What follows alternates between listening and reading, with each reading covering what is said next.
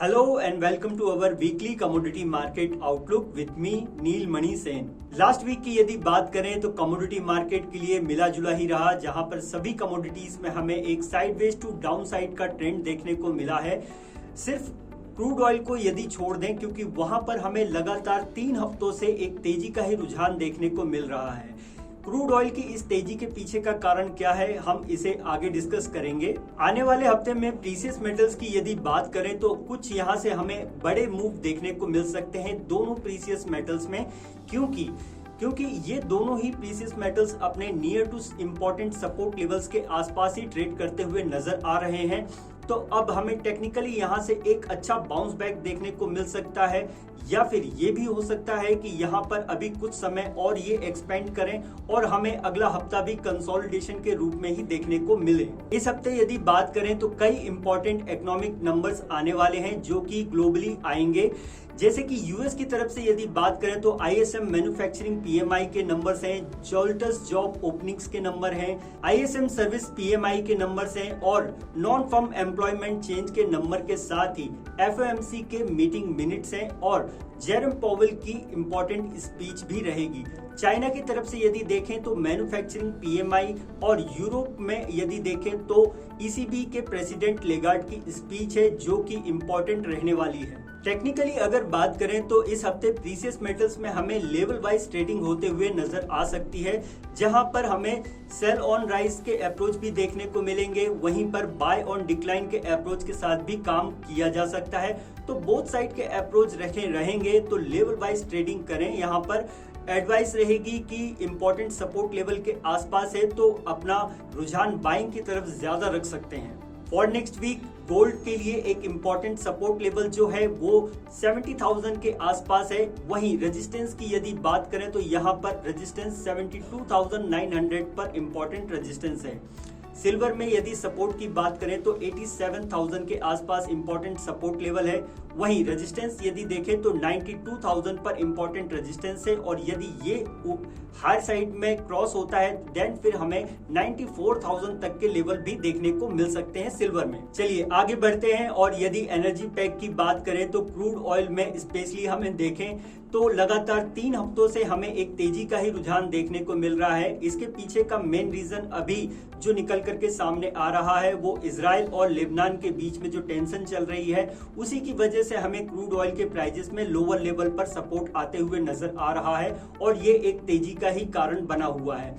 इसके कारण हमें अभी क्रूड ऑयल में और अपसाइड के मूव देखने को मिल सकते हैं, इसलिए आने वाला हफ्ता भी क्रूड ऑयल में तेजी का ही रह सकता है। इसलिए बाय ऑन डिक्लाइन के अप्रोच के साथ यहाँ पर काम किया जा सकता है।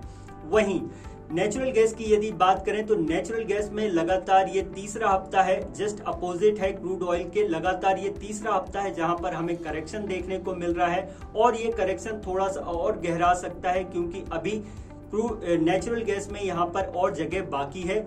इसलिए यहाँ पर सेल ऑन राइज के अप्रोच के साथ में काम करना चाहिए।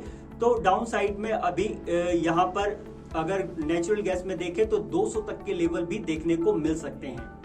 For next week crude oil के लिए एक इंपॉर्टेंट सपोर्ट लेवल जो है वो 6,540 यानी कि 6,540 के आसपास मिल सकता है। वहीं रेजिस्टेंस की यदि बात करें तो रेजिस्टेंस 7,000 पर निकल करके आ रहा है। नेचुरल गैस में इंपॉर्टेंट सपोर्ट लेवल 200 के आसपास है। वहीं रेजिस्टेंस अब देखें तो 240 पर इंपॉर्टेंट रेजिस्टेंस बनता है। बेस मेटल्स की यदि बात करें तो आने वाला हफ्ता बेस मेटल्स के लिए काफी इंपॉर्टेंट रहने वाला है, क्योंकि मंथली एक्सपायरी के बाद में हमें जुलाई सीरीज की शुरुआत होते हुए नजर आएगी और यहाँ पर बेस मेटल्स में यदि देखें तो बेस मेटल्स को लीड करने वाला कॉपर जो है अपने इंपॉर्टेंट सपोर्ट लेवल्स के आसपास ट्रेड करते हुए नजर आ रहा है।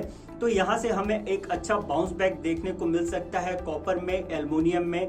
जिंक में यदि देखें तो जिंक में तो लगातार तेजी का ही रुझान बना हुआ है, पर अब यहाँ पर कॉपर और एल्युमिनियम इसका साथ दे सकते हैं। तो इंपॉर्टेंट सपोर्ट लेवल के आसपास से बाइंग निकल करके आ सकती है। यदि important support level down side में ब्रेक होते हैं देन फिर आफ्टर हमें कुछ और यहाँ पर गिरावट बढ़ते हुए नजर आएगी, बट इसकी संभावना थोड़ी सी कम ही नजर आती है। तो बाय ऑन डिक्लाइन के अप्रोच के साथ में इस हफ्ते सभी बेस मेटल्स में काम किया जा सकता है। और यदि जिंक की बात करें तो यहाँ पर उसे अवॉइड करके थोड़ा सा करेक्शन होने के बाद ही फिर ऐसे एंट्री ली जा सकती है। ये ट्रेडर्स के लिए एडवाइस रहेगी।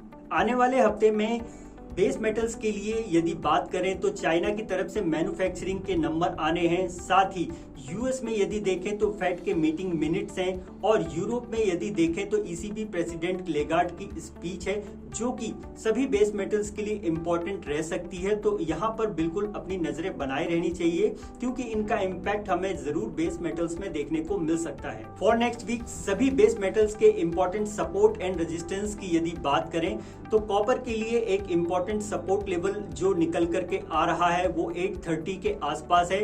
वहीं रेजिस्टेंस की यदि बात करें तो 865 पर इंपॉर्टेंट रेजिस्टेंस बनता है। जिंक में यदि देखें तो यहाँ पर इंपॉर्टेंट सपोर्ट लेवल 255 के आसपास है। वहीं रेजिस्टेंस यदि देखें तो 272 पर इंपॉर्टेंट रेजिस्टेंस निकल करके आ रहा है।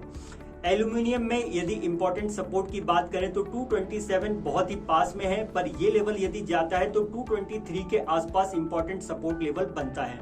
वहीं रेजिस्टेंस यदि देखें तो 233 के आसपास है, और ये लेवल क्रॉस होते हैं तो 237 के आसपास जो इंपॉर्टेंट नेक्स्ट रेजिस्टेंस लेवल आता है। लेड के लिए इंपॉर्टेंट सपोर्ट लेवल 186 के आसपास है। वहीं रेजिस्टेंस यदि देखें तो 193 पर इंपॉर्टेंट रेजिस्टेंस लेवल बनता है। तो ये था हमारा इस हफ्ते का weekly commodity market outlook. Such as more update, please join our YouTube channel and like, share and comment also. Thank you. Investment in securities market are subject to market risks. Read all the related documents carefully before investing.